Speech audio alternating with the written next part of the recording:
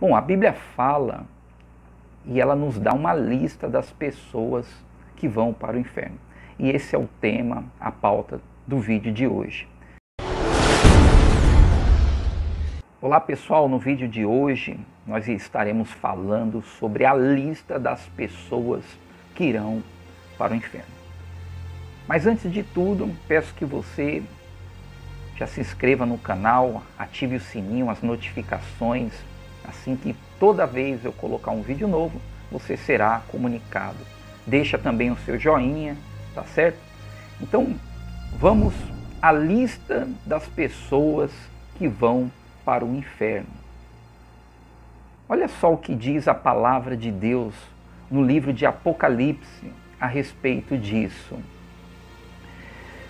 Apocalipse capítulo 21, versículo 8, diz assim: quanto, porém, aos covardes, aos incrédulos, aos abomináveis, aos assassinos, aos impuros, aos feiticeiros, aos idólatras e a todos os mentirosos, a parte que lhes cabe será no lago que arde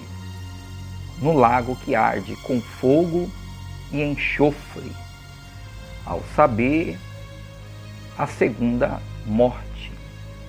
Quando a Bíblia cita covardes, espiritualmente falando, são aqueles que não perseveraram na fé cristã. Talvez tenham começado, vieram até começando bem, mas com o decorrer do tempo eles desistiram de lutar, tendo em vista as muitas perseguições, as difamações, injustiças sofridas durante a sua carreira da fé, durante a caminhada. Eles acabaram desistindo. E a palavra de Deus, ela diz que aqueles que perseverarem até o fim serão salvos. Porém, esses se acovardaram no meio do caminho e foram desistindo. Por causa dos escândalos, o amor de muitos se esfriariam. Isso é o que diz a palavra de Deus. Vamos para o segundo. Então, o segundo são os incrédulos. Os incrédulos são aqueles que, além de duvidarem da palavra de Deus, eles ainda zombam daqueles que creem. Eles têm achado que a Bíblia, que a igreja e a fé não passam de um comércio. Não obstante, mesmo vendo milagres, libertas de espíritos malignos, de doenças que os médicos não encontravam a cura e nem a causa, eles preferem viver no pecado e na sua incredulidade. E o terceiro é os abomináveis. Quem são os abomináveis? São os supersticiosos, aqueles que tomam decisões de acordo com adivinhações, prognosticadores e praticantes do ocultismo. Esses são os abomináveis aos olhos de Deus. O quarto, todo aquele que odeia seu irmão, ele é assassino. Está lá no livro 1 João, primeira epístola de João, capítulo 3, versículo 15. Portanto, na linguagem divina, a definição de assassino não é só aquele que tira a vida de outro, mas aquele que odeia o seu irmão. O quinto são os impuros. São aqueles que vivem nos prazeres da carne. Sabei, pois, isto: nenhum incontinente ou impuro ou avarento, que é idólatra, tem herança no reino de Cristo e de Deus. Efésios capítulo 5, versículo 5. São aqueles que procuram satisfazer os prazeres da carne, as suas próprias vontades, e deixam assim de estar agradando a Deus.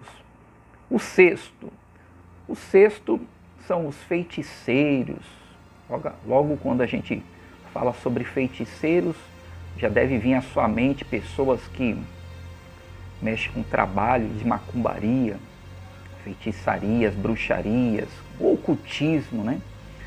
Mas a Bíblia diz que todo tipo de agouro, práticas de ocultismo, necromancia, comunicação com os mortos, simpatias, crendices e tudo que não é de Deus também